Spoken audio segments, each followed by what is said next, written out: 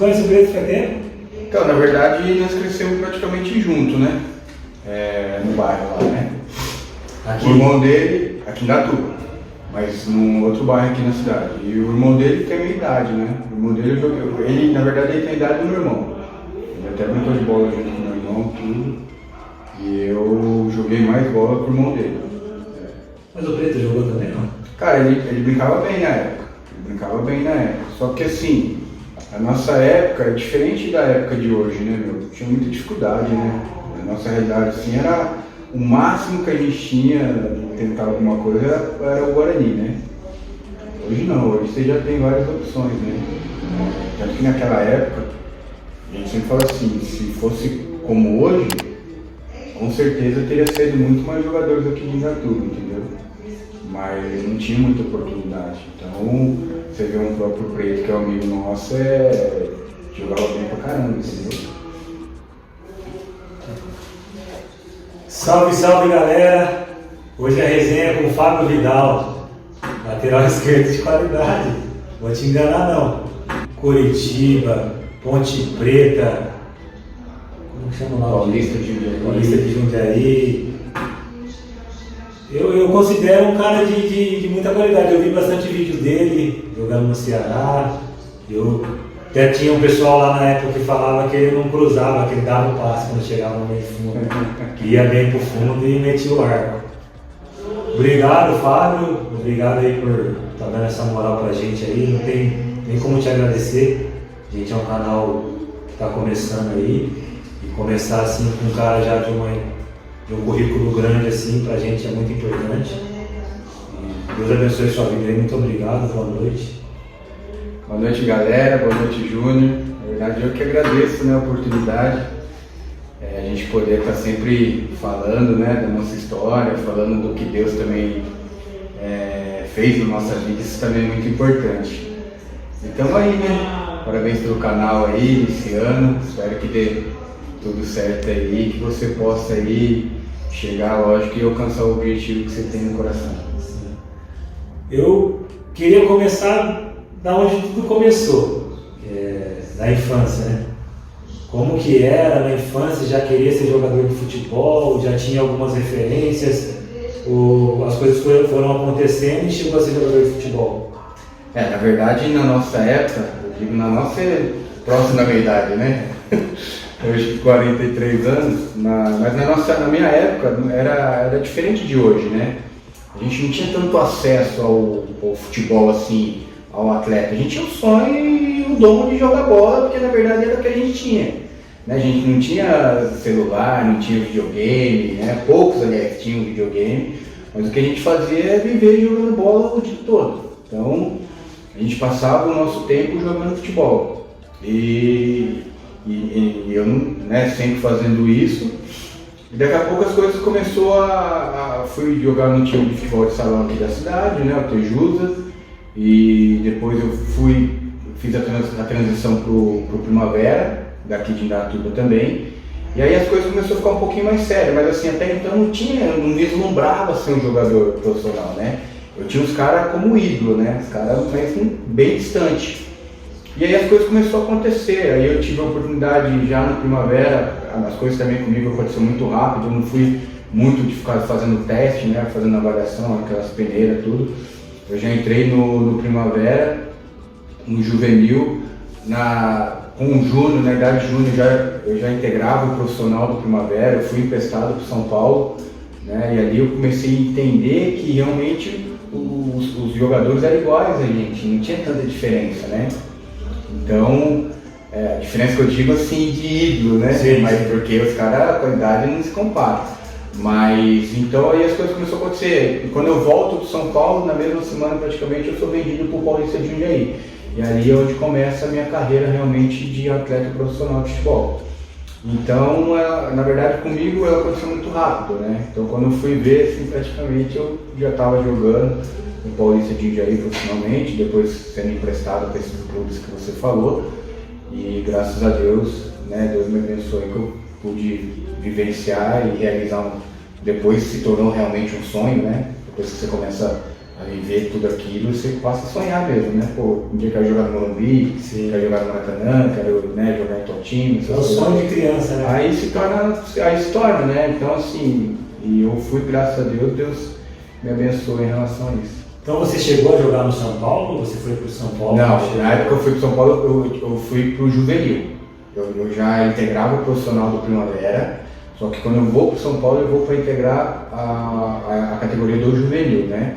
Só que ali a gente tinha acesso, né? Porque ainda a gente morava no Morumbi, então tinha os jogos e a gente tinha muito acesso livre, né? Quando tinha os jogos do São Paulo ali, com os jogadores, né? Treinamentos, quando eles jogavam ali na época do TV Santana, tudo.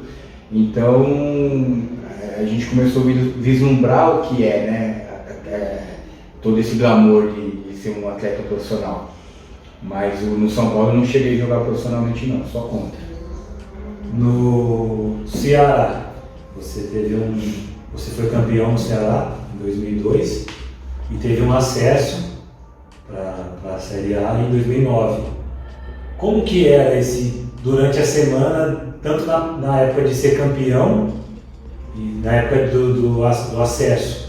Era mais tenso, era complicado, porque a torcida do Ceará, o pessoal é bem fervoroso, né? Na verdade, assim, eu sempre falo que para mim, em questão de torcida, a maior torcida que eu pude jogar, inclusive eu vi a entrevista do Reinaldo, né, Reinaldo, mandar um abraço para ele, que tive a oportunidade de jogar junto com ele, e ele também frisou isso, que a torcida do Ceará, das que ele jogou, é uma torcida diferente mesmo, né?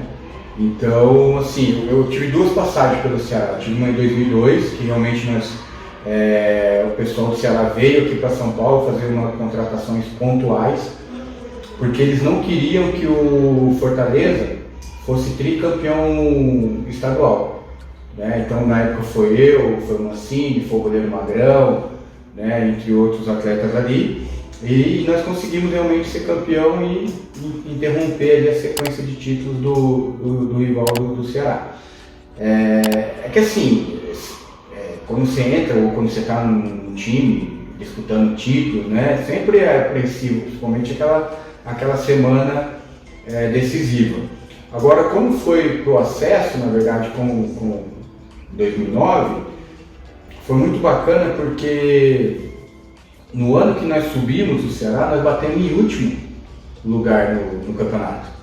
Só que a gente tinha uma equipe altamente qualificada, né? A gente tinha jogadores ali, né, que já tinham sido campeões em outros clubes por onde tinham passado, né? E no início ali acabou não dando liga, né?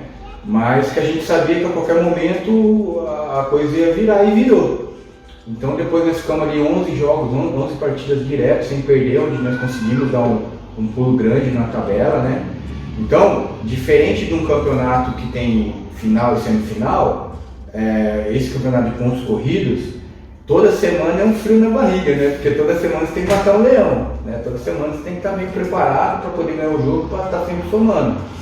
Então foi isso que aconteceu com a gente. E o Ceará naquela época fazia 16 anos que não jogava na primeira divisão, né? Então assim, para o próprio torcedor, essa equipe ficou muito marcada. Hoje, né, até vou ser um pouco até repetitivo do que da entrevista do Reinaldo, porque assim, hoje a gente vê o Ceará sendo uma das maiores equipes para se jogar no futebol brasileiro hoje, em questão de estrutura, em questão de organização, mas foi, né, e muitos torcedores, diretores até hoje, têm isso como um ponto de partida 2009.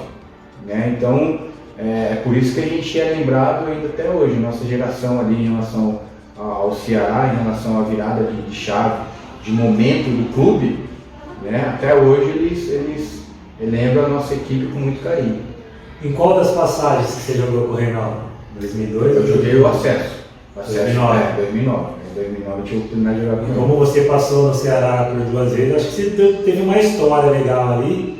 Tem umas resenhas aí que pode contar pra gente? Na verdade assim, ali é engraçado, porque assim, eu particularmente eu gosto muito dali, né?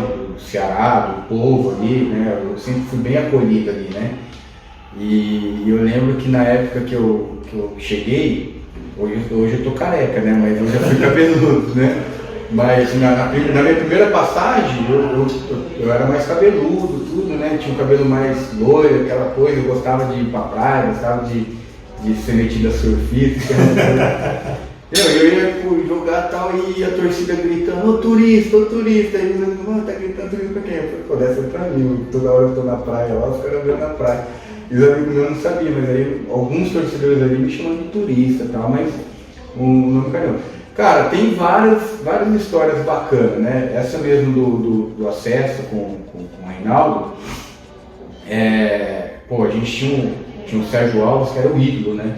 No time lá, já tinha também várias passagens no clube, um cara artilheiro, um cara, né, de um caráter ímpar, né? E era um cara que, cara, a gente olhava o cara treinando, ele às vezes ele não teve tanta oportunidade durante o campeonato. Ele foi ter na fase decisiva, né, que ele foi ter algumas oportunidades. Cara, mas era um cara que ele nunca se entregou. E a gente via aquilo como exemplo, entendeu? Então, porque assim, a gente poderia olhar e falar, pô, e ele mesmo, né? Falei, pô, não tô tendo oportunidade, já fui várias vezes artilheiro aqui, os caras não me colocam, tão de sacanagem e tal, e largar.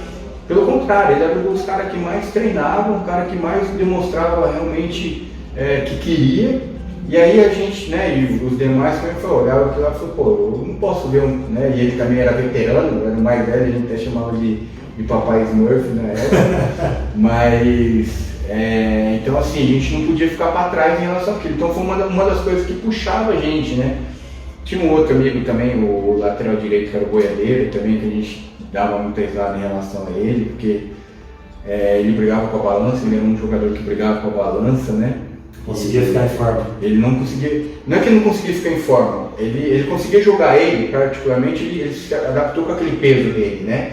Mas quando chegou o PC Guzmão, ele chegou com uma metodologia que com ele tinha que jogar abaixo de 10. E o Boiadeiro tinha 12, 13, às vezes, né? E a gente, né? E aí a gente ia para as concentrações, aí ele louco para comer pudim, a gente não deixava ele comer pudim. Aí tem uma resenha que um dia a sogra dele estava lá, na casa dele, e ele fugiu, porque assim, ele morava num apartamento, né? Numa rua aqui, atrás era uma churrascaria. E aí esse cara ficou sabendo que ele saiu escondido da sogra dele, para não levar a sogra, e ia jantar na churrascaria. E aí no outro dia, pai, e aí a sua sogra jantou o quê? Ele falou, miojo. Eu falei, por isso que você tá gordo desse jeito, sua sogra não é minha, né? Mas então assim, eram várias situações históricas, tem muitas desenhos ali que a gente dava muita risada. Esse 10, 12, 13, você falou percentual de gordura? Percentual de gordura, eles têm, na verdade assim, sempre tem, né? Os clubes têm a sua metodologia, eu trabalhei em clube que eram 12, o limite, né? Então, por exemplo assim, se você está com 13, eles queriam que treinasse a mais para baixar, para bater o percentual ideal que eles falavam, né? Então, na verdade, era mais ou menos, cada clube ali tem a sua. E o PC veio com a metodologia que tinha que ser 10. E você jogou no Marítimo de Portugal, né? Eu tive a oportunidade de jogar em Portugal. Como foi a sua passagem de lá? Cara, assim, pra mim foi um pouco frustrante, né? Por quê? Porque quem me levou pra lá foi o Deco. Eu fui através do Deco, ele conseguiu pra mim ir pra lá. Só que quando eu chego em Portugal, eu acabo perdendo a minha identidade.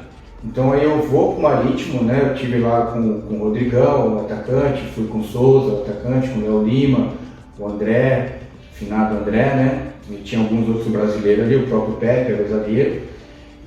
Só que quando eu chego no clube, eu chego como cunhado do Deco, né? Então, pro clube eu era o cunhado do Deco, eu não era o Fábio Vidal. Sim. Né? Então assim, praticamente eu